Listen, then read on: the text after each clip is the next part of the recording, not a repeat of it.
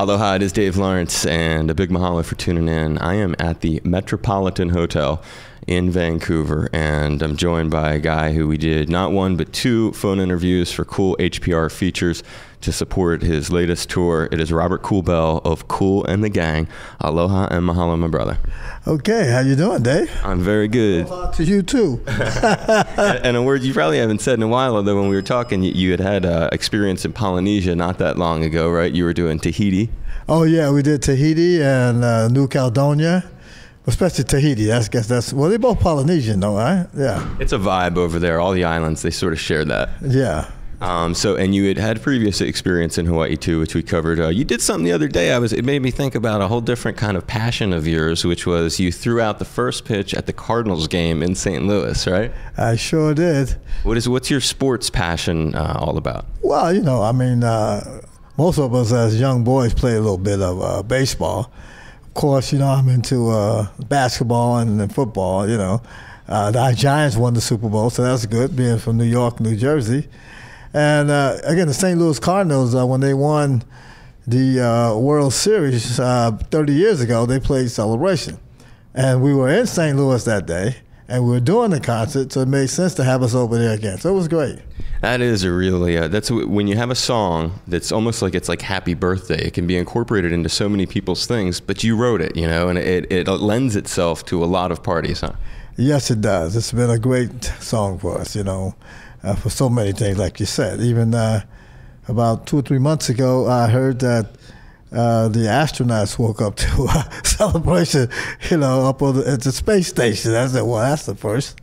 That has got to be an incredible, satisfying thing, because for people who only know Kool and the Gang from the later period, they may not understand the complex, jazzy arrangements, the really deep grooves that you guys were laying out. So I know what a musical background you have, so it must give you a lot of satisfaction to know, man, we've contributed on so many levels, including being able to cross every single cultural boundary possible with a sort of song that, and other songs like it, which we'll talk about, but that allows itself to be a universal call of good vibes.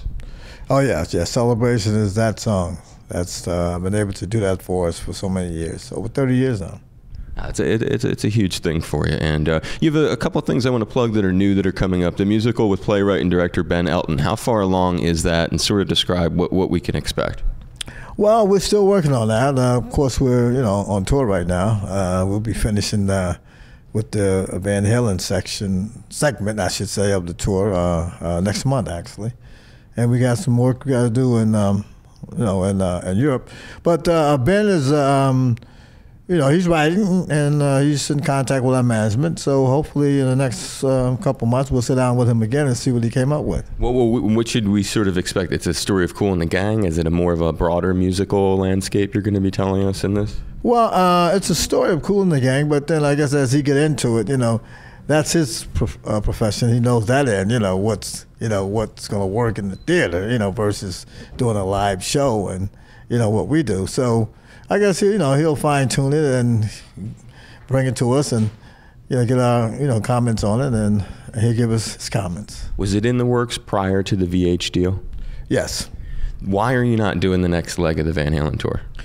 Well, we are in Europe. So it's only a logistical thing. Yeah, we had to tour Europe. We're still trying to see if we can slip a couple more dates in there. When we talked, it was really cool. We talked on the front end of the tour before it started. And I know you've done a lot of these. I've been reading the press. I don't ever expect you to remember anything, so no worries, brother. So we talked once in the beginning, and then we talked right after, I think it was Philly or something.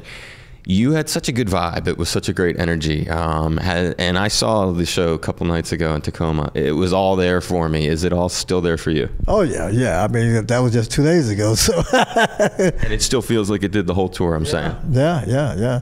Tonight, of course, Vancouver. And the crowd is, Tacoma, I mean, that was a really up crowd, So that was one of the better sort of crowds for the Kool portion of the show. Well, they've all been good, but they was really partying the other night. I mean, Philly was good, Chicago, Montreal looked great. Montreal, some of the highlights, yeah. But that was the Coma really was partying the other night, yeah. I was very, very thrilled with you looked it's hard, this is a business. These cats are doing 40, 50 dates, and so it's a structure. So after a while, you wonder how much can they maintain the vibe? How much can you maintain the enthusiasm, the groove?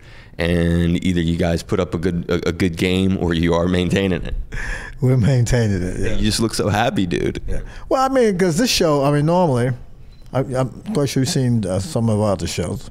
Normally, our show is about 2 hours. This works for us because we packed it all in 50 minutes. We put the energy right there, right from the top with, fresh, and right into the little cool rock thing that we do, and right into a little Too Hot, and and Hollywood Swing and Jungle Boogie, and then Ladies Night, get down on it, and nothing but a party, it's celebration. It comes and goes so fast. It's terrible tease, though, for a fan, dude. It is. But, I mean, it is the Van Halen show.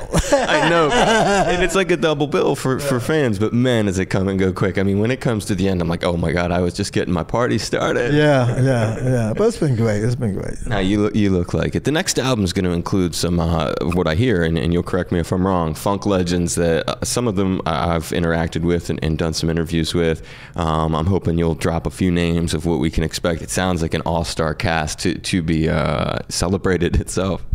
Well, so far, who we reached out to and talking to has been Bootsy Collins. He was the first person we reached out for, and Nile Rodgers. Matter of fact, we did a song with Nile Rodgers already. Charlie Wilson, the Gap Band.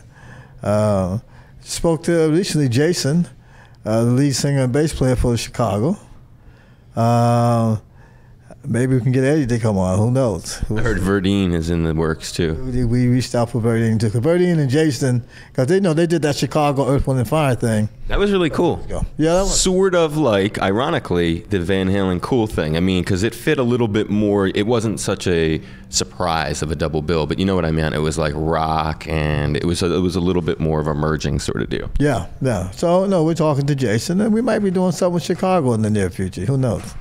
On that note, it's a good bridge to the next thing I wanted to ask you about. The Chicago sound lends itself to that jazzy sort of flavor that the early Kool and the Gang had. Talk about the journey from being a child and jazz and adding R&B and funk to the mix that you had with like the Soul Town Band, for example.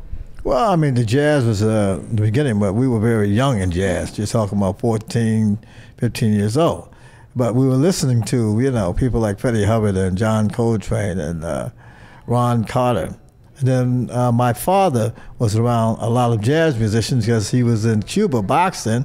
A lot of those guys used to hang out down there before they had the sanction down there with Dizzy Gillespie and Adolo Monterosso and a lot of different jazz musicians. So growing up on that, and then getting into the Soul Town review, and we became the Soul Town Band, we had to learn all these songs now that were hits coming from Motown.